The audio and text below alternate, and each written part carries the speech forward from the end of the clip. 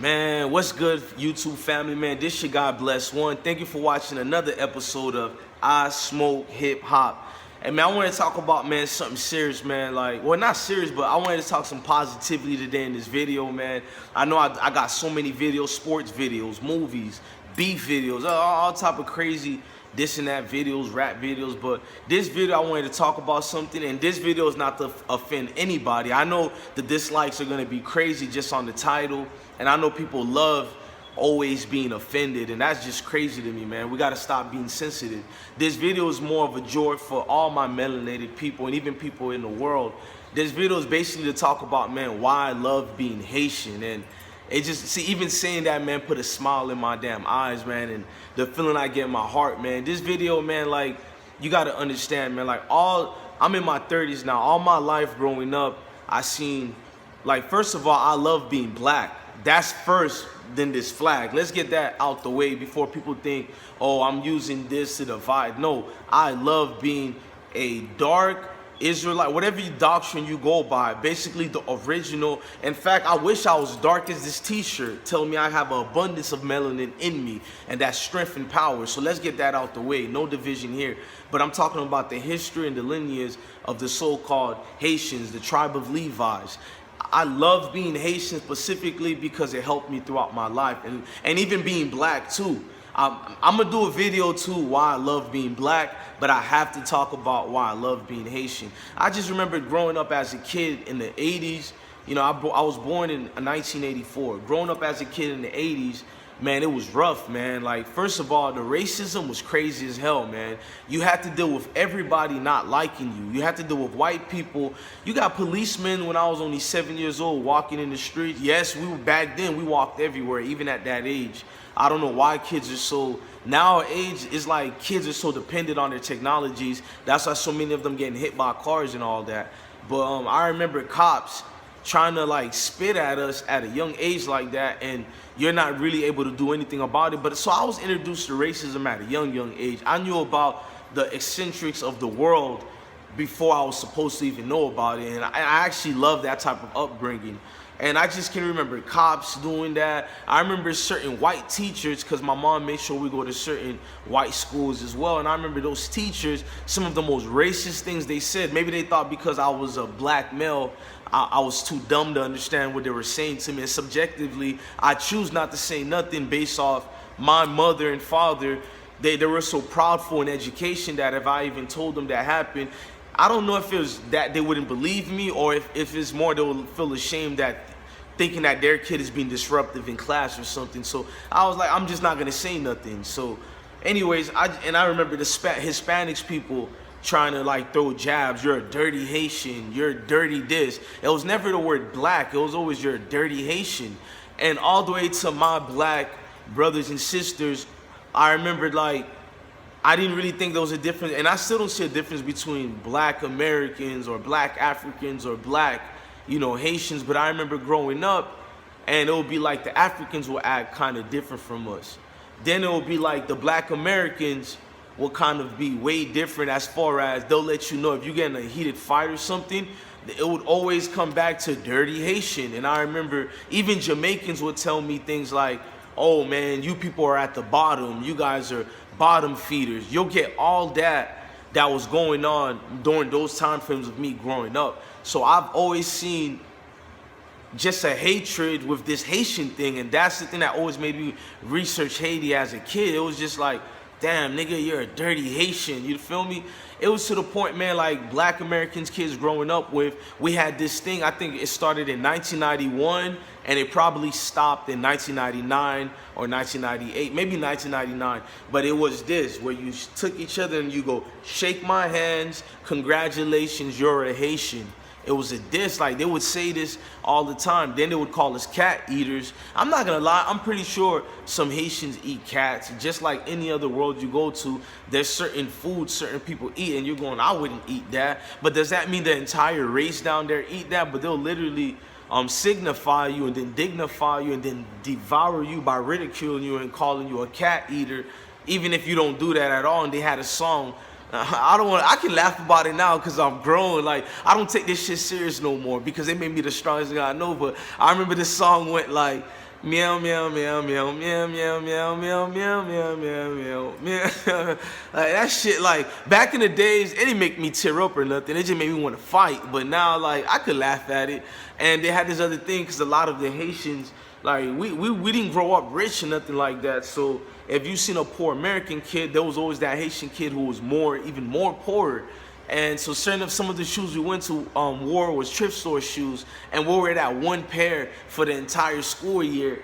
And I remember cats would come up and just be like, Bobos, they make your feet feel fine. Bobos, they cost $1.99.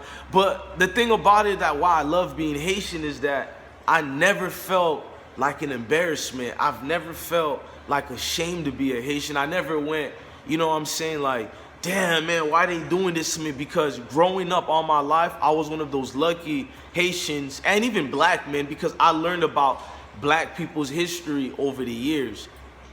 That's all I learned about over the years, was just history after history. Go close the door. I learned only history that only could give you strength. I learned about from your Marcus Garveys, even though I don't like Martin Luther King, I learned about him, Malcolm X, and no offense to those figures, I learned about historical figures we had like Usama, Usaleh, and these are great names of gods. Well, it's really the Most High, it's really one God, but these are the names that were over 2,000-3,000 years ago as well they used to give. And I can go deeper, even if you want to say Yeshua, Yahweh Shah, but like when you learn deeply rooted of who God is at a young age. These one of the blessings of being the son of a preacher, man, because you get incorporated with all these doctrines all the way from the time you're in the womb and out. So all you do is seek the truth and knowledge. And I had knowledge at a young age, so these people would be baffled by when they did it to other Haitians, they literally would cry or damn near, you know what I'm saying, like get out of their bodies and elements based on words, which couldn't do nothing to my interior, because it just was hurting the exterior portion of my soul and body, because that knowledge was food and butter to my body. I don't think you understand. It was a deflection. It was like, really, my nigga? We're the same melanated people. We just was stopped at different stops along the lines of that transatlantic slave ship destinations or whatever, and routes. That's all the difference is. So if you're a black Brazilian, black Dominican, black this and that, my family, you're a melanated people from the same sectors in genetics. I'm not saying we're all the same, but we're still melanated people, and it's like this ideal because I'm a Haitian, we're not the same anymore. No, but that's not why else too I think, oh, I love being Haitian, or I think I'm better than black American. It has nothing to do with that. I love black history in general. I love all history. Believe it or not, I probably know white history more than a white man and woman. I can put that on anything. Like, I'm one of those people. I don't just watch documentaries only. Like, reading, man, it's fundamentals for real, man, because I learned how to read so early by accident. I remember literally maybe at 4 or 5. You guys don't have to believe me, but my mom and dad is the proof in the pudding.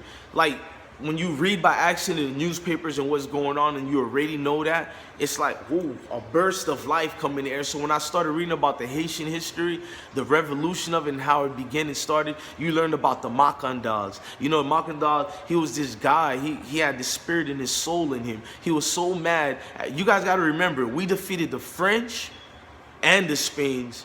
You got to remember, all at the same time, while we still had little conflicts engaging with America before it even was a country as a whole. Go look at the history on that later. That's neither here or there.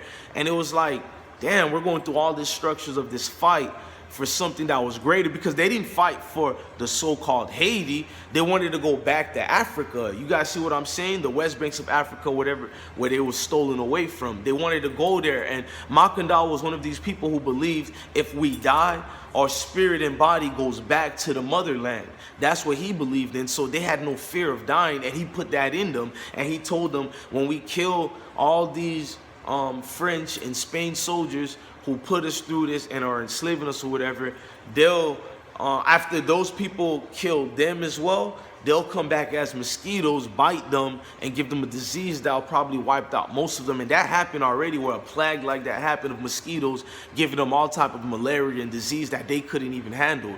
Their immune system basically failed on them. And it came into fruition. So that you can say voodoo all you want, but you gotta remember voodoo is a form that, I'm not using the word black magic on, it's a form of mystic magic that still comes from the Most High. And they do say that it's the electric force of energy and abundance of force that comes from the unknown, or basically the Most High, just like the energy and force you have in your body. So when you say this voodoo, you got to remember, people can use voodoo for good, people can use voodoo for bad. And it's just like people with prayers. Somebody can hate this nigga over here and be like, man, I pray this nigga die today. What the fuck you call that? So don't give me that. I connect everything with the Most High.